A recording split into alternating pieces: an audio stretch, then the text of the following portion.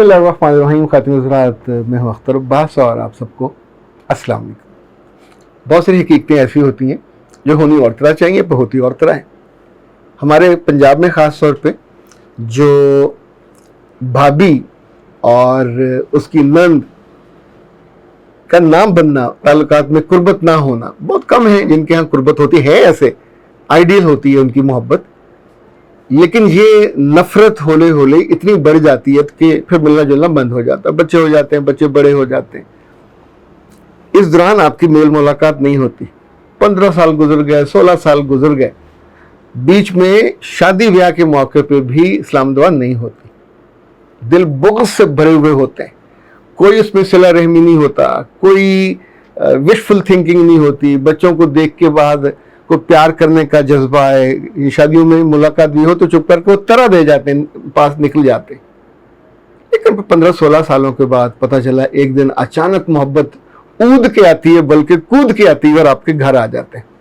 हमने सोचा आज भाभी घर खाना खाएं। अच्छा जी, क्या खाना है? तो जो आप पका के खिला देते। फिर खाना वाना खा के गपशप करके चले जाते हैं।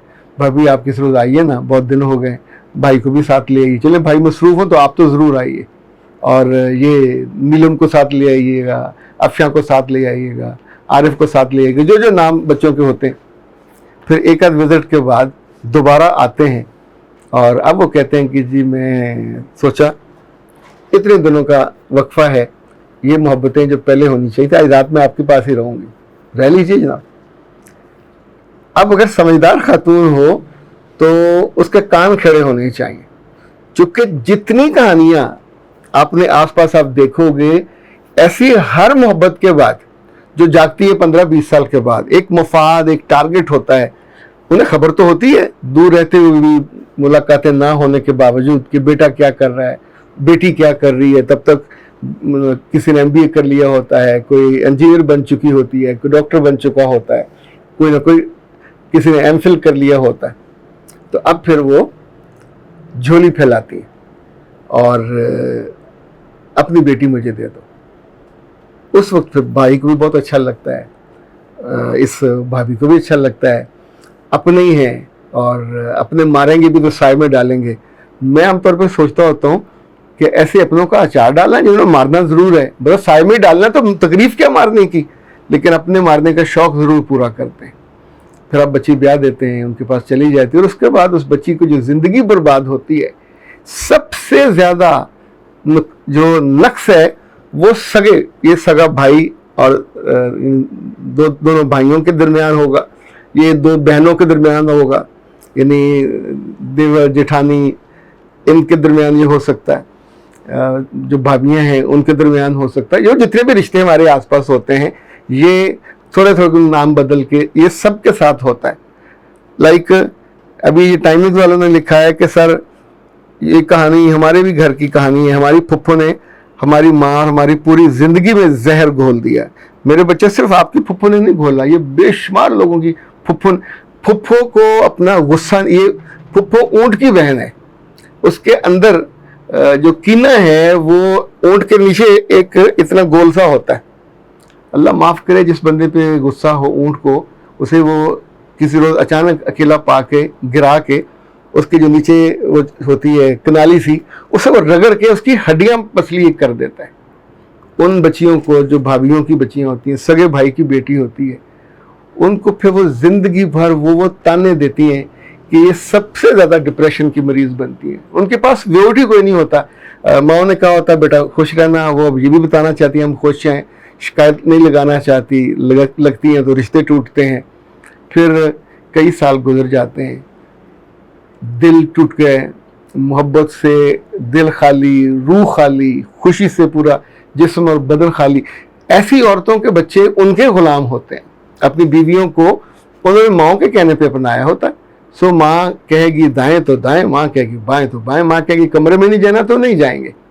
इसलिए मैंने सोचा आज इस मौजू पे हम बात करें कि जब कभी कोई अचानक अपनी मोहब्बत का उसको दौरा पड़े, तो उस वक्त आपने फौरी तौर पे उस मोहब्बत को एक एजाज़ की तरह, एजाज़ की चादर की तरह नहीं ओढ़ लेना, रुकना है, सोचना है कि क्या किया जाए, और उसके जो प्लसेस हैं माइनस हैं उनको करना है। ایسے میں بہت اچھا ہو جو لوگ نہیں کرتے کہ اس لڑکے کو جس سے شادی ہونے کے آئیڈیاز آ رہے ہیں اس کو وقتاً فوقتاً گھر بلانا شروع کرے، اور کم سے کم آپ کو 5-6 ماہ لینے چاہیے اس بچے سے گھر کے ہر فرد کی دوستی انٹیمیسی ہو جائے، تاکہ آنے والے دنوں میں وہ آپ کے لیے ایلین نہ ہو۔ اس کو دعوت پہ بلائیں، کھانے پہ بلائیں، سیر سپاٹے پہ بلائیں، اور کبھی کبھی اپنی اماں ابو کو نہ بتائے، آپ کے گھر آئے، اس بچی سے بھی اس کی ملاقات ہو جائے، تاکہ اب جو بانڈنگ بنے گی وہ تھوڑی مختلف بنے گی۔ ایسے میں اگر یہ وعدہ کرتا ہے اور یہ اس لڑکی کو پسند کر لیتا ہے، چاہے ماموں کی بیٹی ہو، خالہ کی بیٹی ہو، تایا کی بیٹی ہو، چچا کی بیٹی ہو، تو اس کی وہ رسپانسبلٹی بھی لے گا۔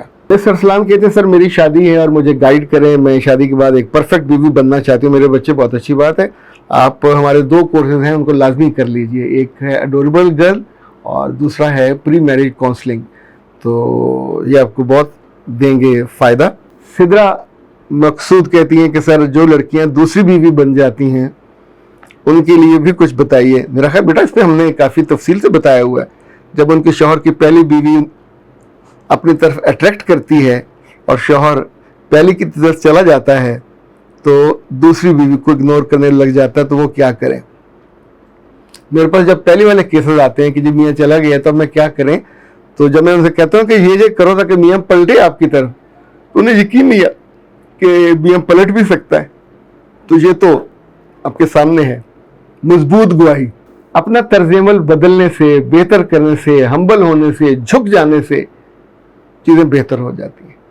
اور جو لڑکیاں دوسری یا پہلی جس کے ساتھ یہ مقابلہ چل رہا ہے اس کو سمجھداری کے ساتھ قبول کر لیتی ہیں اور اس سے ریلیشننگ بہتر کر لیتی ہیں ایمیکیبلی، اچھا جن کے اندر بہت بروز اور بہت چھوٹا دل ہوتا ہے تو وہ اپنے میاں کو جب تانے دیتی ہیں اس کے آنے پہ، آگے اس ماں کو آگے اس کے پاس سے وہی رہنا تھا، تو میاں کا دماغ خراب ہے، یہ تانے سننے آپ کے پاس آئے گا، وہ پھر اسی کے پاس جائے گا نا جہاں سے تانے نہیں پڑیں گے۔